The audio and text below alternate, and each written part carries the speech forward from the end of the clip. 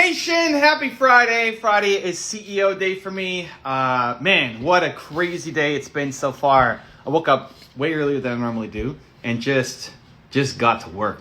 And we're pushing a lot of important projects forward, moving things along. I'm excited. We're making moves, we're making plays. Things are happening. Happy Friday. So my break, you guys know it. Break is talking to you guys, answering questions. Oh, I should have put down below. Okay, ask your questions below. I forgot to do that before inviting my friend Mark Drager to the house. Okay, I can put it in now. Ask us your questions here. How about that? Just go ask us your questions. How you doing, Mark? I'm great. You got up earlier than normal. I got up later than normal because for the last month I haven't used an alarm clock, which means sometimes you accidentally sleep.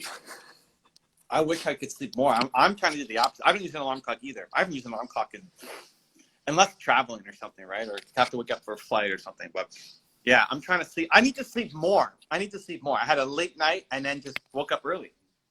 I had a late night and suddenly I turned over and I looked at my clock and it was 3 minutes after 8. And I'm like, oh man, I usually get up like around 6-ish without an alarm clock. So I don't know what my body was telling me.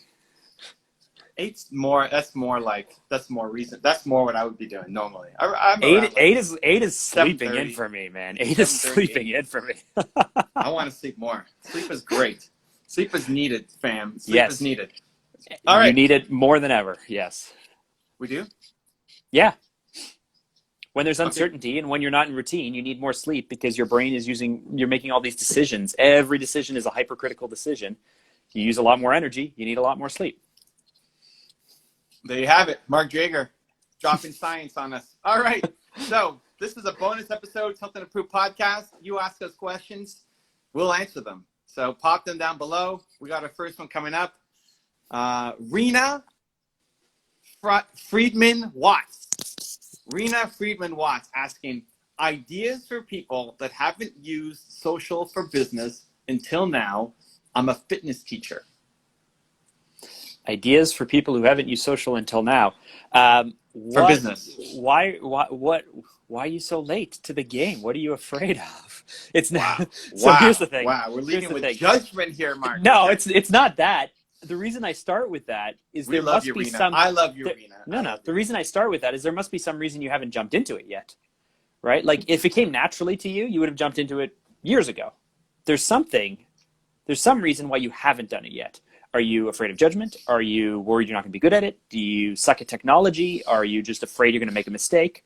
What is the actual fear that's kept you from doing this for so long? Do you feel like you're too old? Or is this a brand new thing for you? Like you're just brand new into business, you're brand new into doing this, and you just haven't done it yet.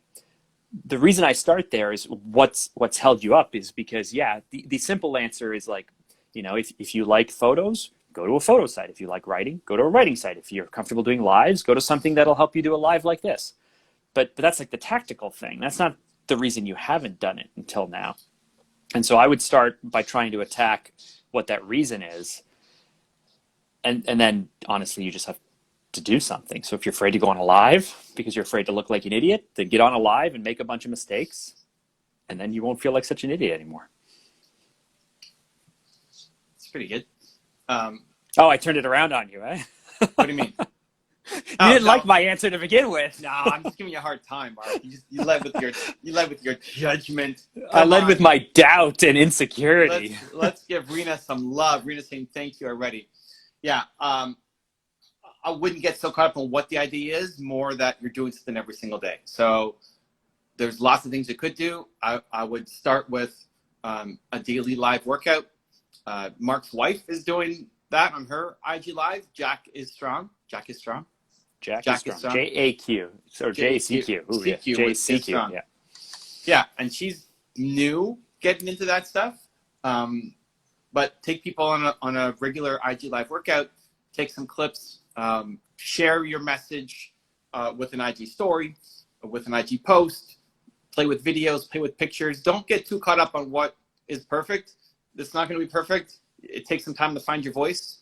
You've probably never just done a fitness class just to a phone, so it's going to suck at the beginning. Great. but you find your voice and you find the pattern, you find what starts to feel right, and then you'll find what people actually start connecting to or resonating with. The most important thing is that you're creating every day. So put that in your calendar. You need to create something every single day.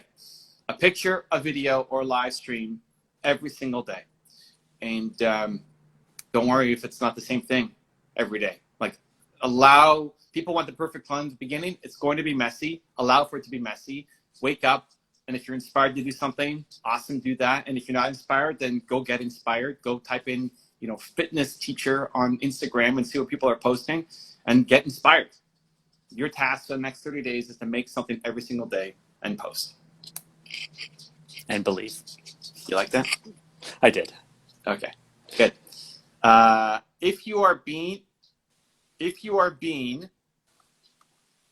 hold on. If you are being as to give back to work, and there's no child, there's a typo somewhere in here. If you are being as to give back to work, and there's no childcare, what should you say? So if you're being called back to work and there's no childcare, your kids are at home right now, what should you say? Right? Okay. So Nice. your employer is calling you back to work. Yeah. There's no childcare. Your kids are at home. How do you balance Good this job, out? Mark Traeger. Good job. Double clap for me. I don't understand this question. Okay, good. Okay. We can't answer this question for you because it's depending on every single situation. I mean, if you're a single parent and you're being called back to work and you don't have family and you don't have friends, it depends on the relationship you have with the employer, the type of work that you do with them. I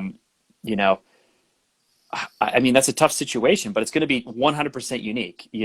There'll be some people who are being called back where their kids are at home and no one is there to help them and they can't afford childcare and they can't afford to lose the work that they have. It's really, really, really tough. I mean, there's this reason why, in the old days, like the 70s and the 80s and stuff, there were these things called latchkey kids, people who would literally walk home from school.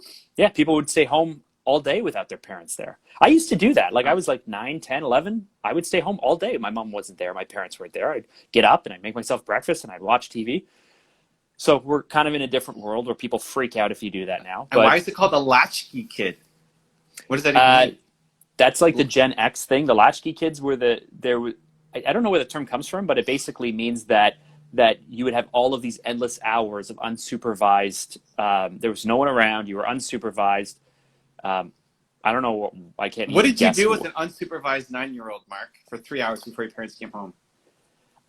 So I used to watch like TV, or I would take cookie dough and make pancakes out of it, rather than I would take cookie dough for cookies and make giant pancakes. We used to get on our bikes and we had a rule: you weren't allowed to leave the subdivision, and I would ride like 8 or 10 kilometers away. Wow.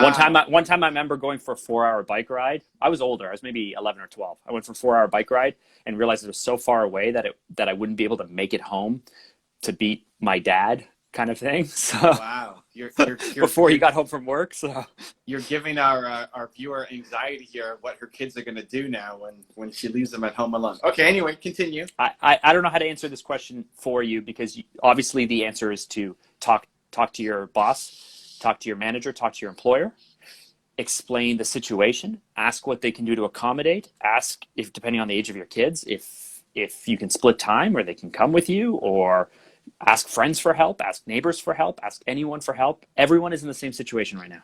So if you're being demanded to come back to work and someone has to watch your kids, ask for help, talk to people. Yeah, so step one in these kind of situations is always, have you done the best that you can? So take it as your responsibility. Have you done the best that you can? Are you being resourceful? The worst thing you can do to an employer is just bring problems. Bosses deal with problems all day long. Don't bring them problems. Try to bring them solutions, or at least show that you've done everything in your control to try to find a solution, right? So you say that there's no childcare. Okay, have you exhausted everything? Mark listed off a few, right? Neighbors, grandparents, turn you into a even high school students, right? All the high school students are out. So get a 16-year-old to watch your 9-year-olds maybe, or something.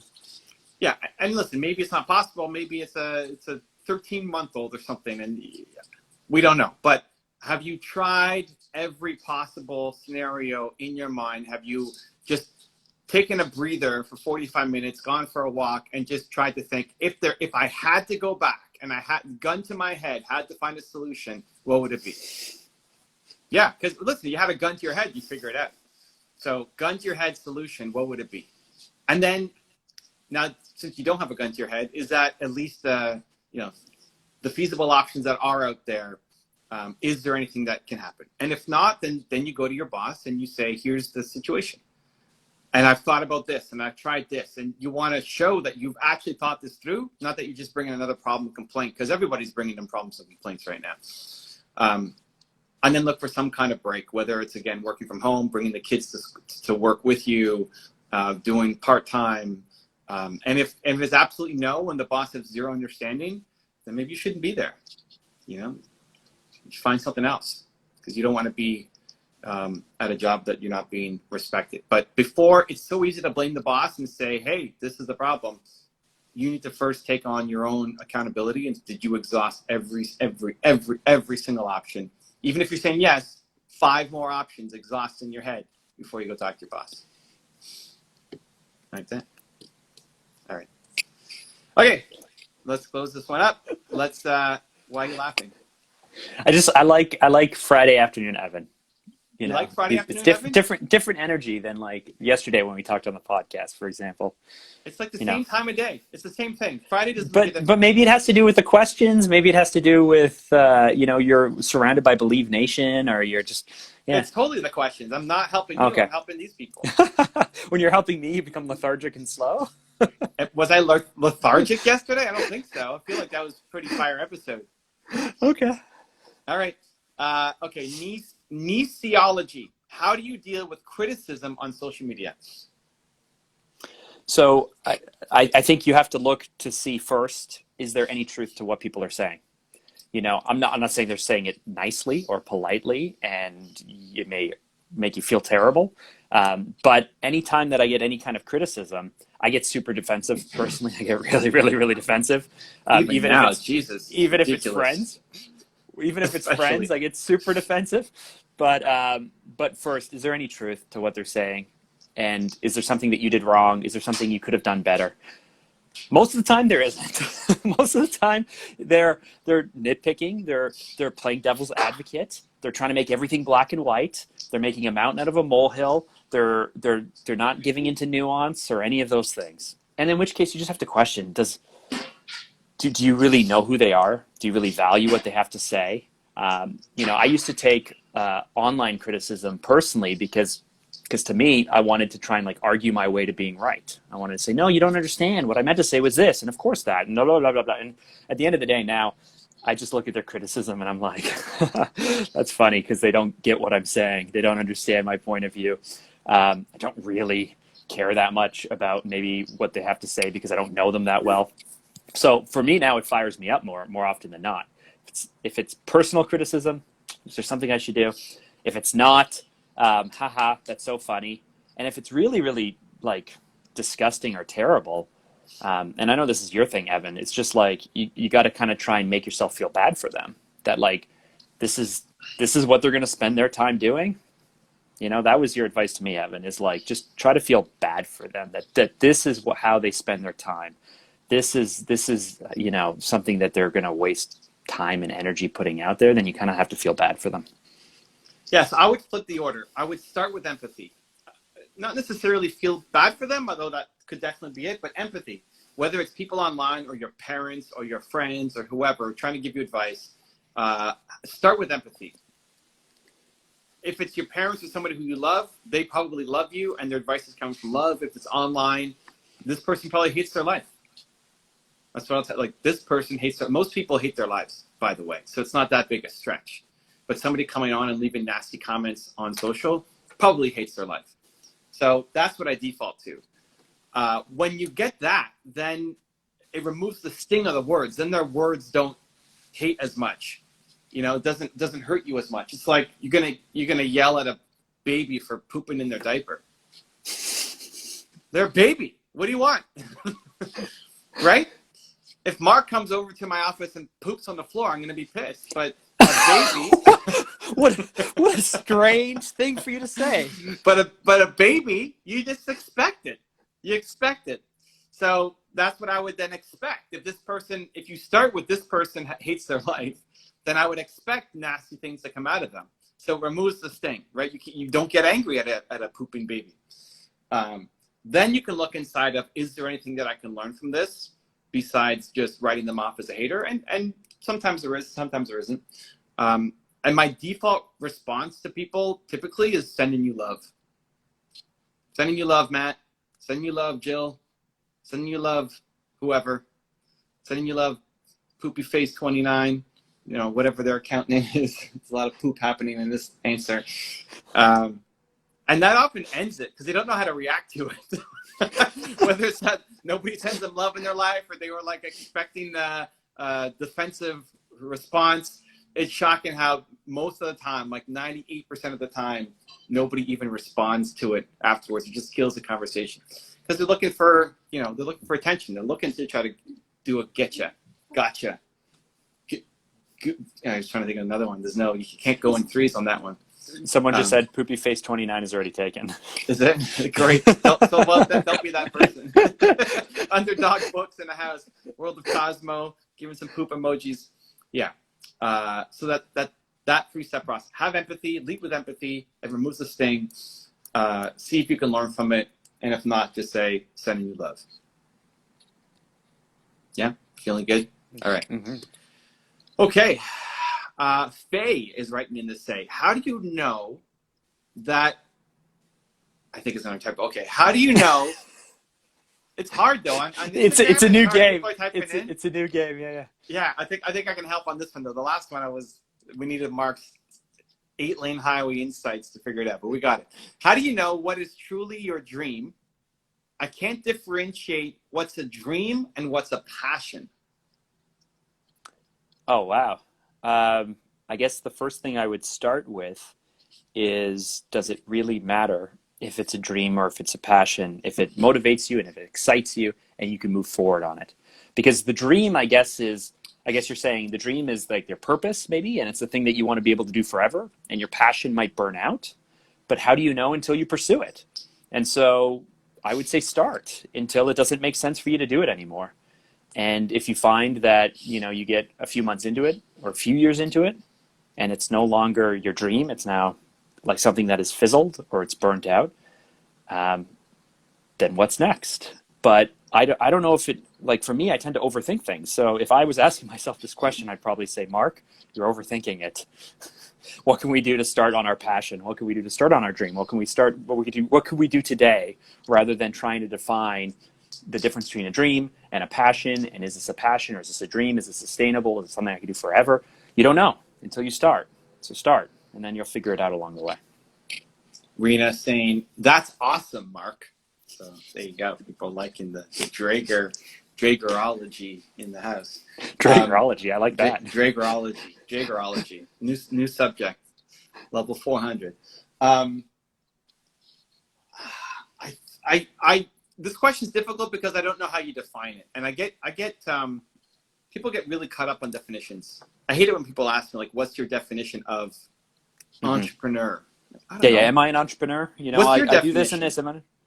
So what's your definition of dream and passion? For me, I'd have a very similar definition if you ask me. But for you, obviously, it's very different. So what does a dream mean versus you having your passion? I think, though, to try to give some guidance from kind of what we're working with here, I default to service, right? You're built to serve. It's a new book. You figure out, go through the process. Who I have. Figure out your most important core value. Who are you? That sets you up with a roadmap for life. Figure out your why. Your purpose comes from your pain. There's lots of other people who are currently struggling with the thing that you struggled with. Go help them. And then how you do it will evolve and change with time. But how you go out of the hole is a recipe that you can teach other people. Within that structure is a happy, fulfilled life. Whether you want to call that dream or passion or purpose or something else, success, awesome. But that's going to be the path to you having happiness and feeling like your life is worth something. You got something on that, Mark? No, I like listening. Okay. I like listening. I learn every time you answer a question as well. You're in that book. You know that book. Okay. I know the book. Inspired by Jimmy in the House. Welcome in. What's something people don't usually know about you? Oh, something that people don't know a lot about me, because I'm actually really guarded, and as comfortable as I am putting myself out there, Evan will attest, because he bugs me all the time, that I'm still not as vulnerable as I need to be. I don't know. I don't think people really know anything about me. So, Well, then pick something, Mark. I don't know. You go, Evan. Why don't we do one on each other? I'll pick something for you, and you pick something for me. So I'll do Mark, and you do Evan. Okay, something that people don't know about Evan. Okay, great. Yeah. You want me to go? I don't care. Yeah, go. You go. Okay, great. You don't like olives. I love olives. What are you talking about? Then you don't like pickles? Which one is it you don't pickles like? too. What the heck? I was thinking about you yesterday with olives, and I was eating some olives, and I was like, oh, Evan doesn't like olives. Yeah, Mark thinks I don't like olives. He doesn't know about you. He doesn't know about me. I Snap. don't know you at all. Listen, let me show you what's on my countertop right now. A jar of olives? Wait, these are olives, right? Yes, see? Look at that. You like olives? You like pickles? I thought we had a conversation, Dude, I and love you were like, olives. "Oh, you were like, ugh, olives, ugh, those are worse." What? No, man, Jesus. I was eating some olives yesterday, thinking about you. I love olives, especially when they have the red thing inside, the pimento. Pimento? That's not Yeah. great. But anyway. I Okay, love so olives. apparently I didn't know one thing I didn't know about you. Canned olives, olives on pizza. Man, I love olives. Okay, something else, Mark. That sucked. Come on, you got something. You got to know something else. You've known me for a decade plus. Yeah. So I've known something you people for don't usually know about you. I've known you for 13, 14 years. Something people don't know about Evan. You want me to go first? Yeah, you go first. I'm really bad. Okay. I'm really bad at this. Mark's great memory, huh? Mark No, it's not a loves bad to attack. memory. I got to try and definitely think bad of something memory. that people actually don't know about you when you're so vocal and open Okay, about everything. Mark hates his dog and wants to sell it. Yes. Wants to. I don't hate the dog anymore. I just Pretty much want to hates get the rid of dog it. and wants to sell it, or would just donate it. Really, doesn't even need Yeah. to get money back. No. Anyone want a Rottweiler? What- Beautiful, purebred German show dog Rottweiler? Wants to raise his own chickens in the backyard Yes, that and I do. have so much property that he can run naked around and nobody would know. I want a lot of property, but you were the one who said the naked thing. So those are three things about Mark that most people, Great. I would say, usually don't know. Great. Evan gets incredibly seasick and has to wear a little patch behind his ear anytime he goes on a cruise. Oh, there you go. Yeah, that's true. That I know. Yeah. Hey, we got what would one. be number two? Number two. All I can think about is your honeymoons right now.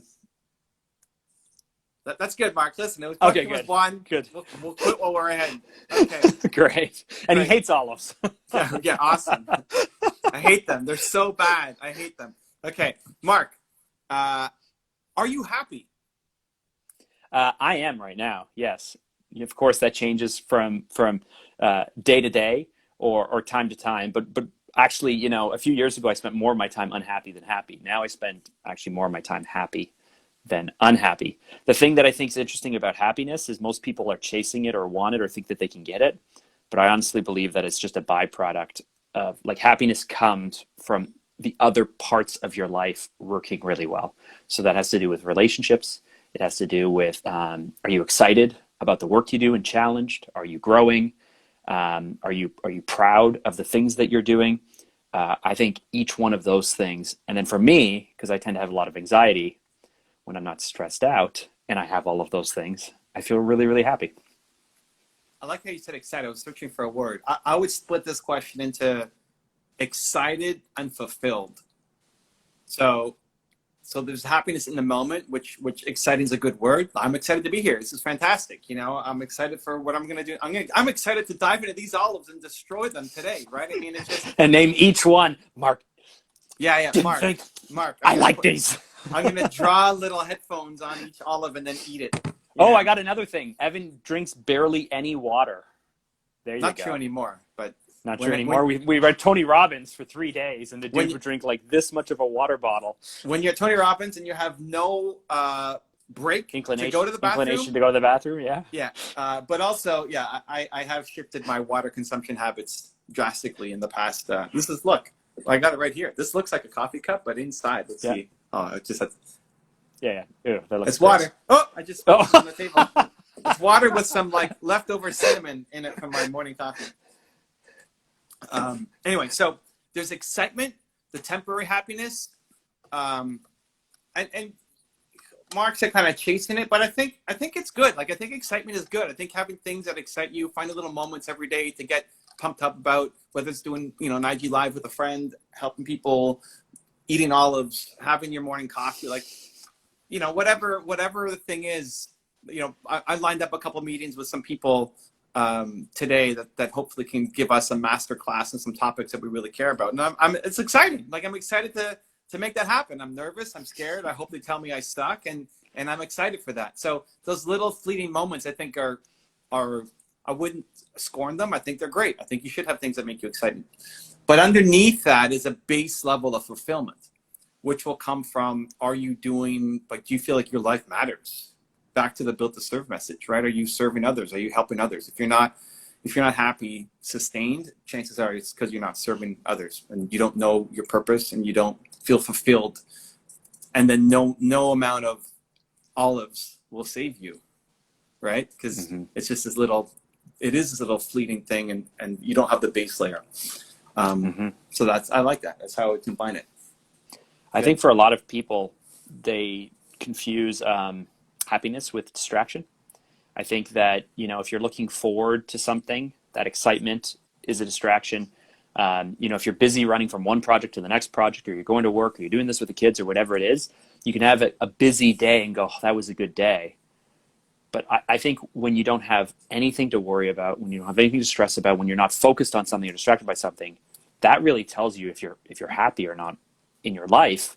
Because if you're on social media and feeling FOMO, or feeling like, oh, I'm not as good as everyone else, or I'm not good on those like rest times, in the time of rest, if you're at peace, then I think you're really happy. Okay, let's get one more in here. I want to answer this by Jimmy. Inspired by Jimmy. Massive love from Believe Nation. Do you believe that the upper class, lower class, and middle class learn differently? You are 100%. You're 100% a product of the people that you surround yourself with, and your past, your childhood, your environment.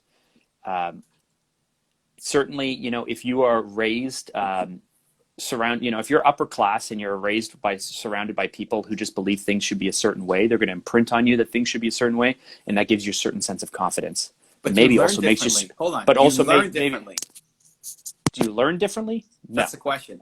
Okay, well then, I would say no. I don't know that if you take someone from a lower class and apply a certain type of learning, and take someone from an upper class and apply a certain type of learning, that they wouldn't have similar learning patterns. But what I'm saying is, if you're in lower class and you don't have that hope, or that idol, or that person who says you can do this, or the teacher or the structure or the whatever it is, I don't know if this is a learning. This is not a learning ability difference. This is an opportunity to bump into. This is an opportunity difference, is it not? I think people do learn differently, but I wouldn't segment it by economic class. I'm a very visual learner, so I don't listen to a single podcast. Mark loves podcasts and has them on 24/7. Great. Yeah, we learn differently that way. So people do learn differently, but I don't think it comes across status. I don't think it's even opportunity, dude. There's so many people who come from wealth and then just destroy it. I think it's hunger. I think it's desire and hunger and willingness to do difficult things. I think that's it. I think there's so many people look at the people who've accomplished a lot of wealth. a lot of them are this is the first time in their family, and nobody in their family had Oh, success. no. There's indicators that will say whether you're more likely to be something or not. If you grow up extremely wealthy, you are not likely to be super, super hungry, second, third, fourth generation, like, let's make something happen. So, but, if you grow up in an inner city, under-resourced community, you are more likely not to be the person that rises from, that where the entire community rises up from the ashes, where, there's that one person who grew up a certain way, who has a certain fight, who says, never again, I don't want that for my kids. And they fight for something. So I think we're speaking kind of in broad generalities right now. Well, that's the nature of the question. But Mark and I are both saying, no, upper class, lower class, middle class do not learn differently. People learn differently, but it's not across. Anyway, Jimmy's saying, wow, I love you guys. Perspective. There we go. All right. Cool. Mark, where are they going if they want to listen to this again on the Something to Prove podcast? You should definitely check out the podcast. You can find it on Stitcher, on Apple Podcast, on Google Play, or whatever. All of the podcasty type things. You can just search for Evan's name or Something to Prove podcast, and you can find it. It comes out twice per week, and it's a lot of fun. Rena's saying, I love your back and forth. That's what happens when you have the co-host with the most. Mo-host? The co-host? The Mark mo-host. Drager. If anybody The wants co-host Mark with the Drager mo-host. on their show, he's looking to do more speaking, more podcasts, more one-on-ones. I certainly am. Just reach out to me, mark.drager. All right. Appreciate you guys. Have a great weekend. We'll see you Monday. Believe.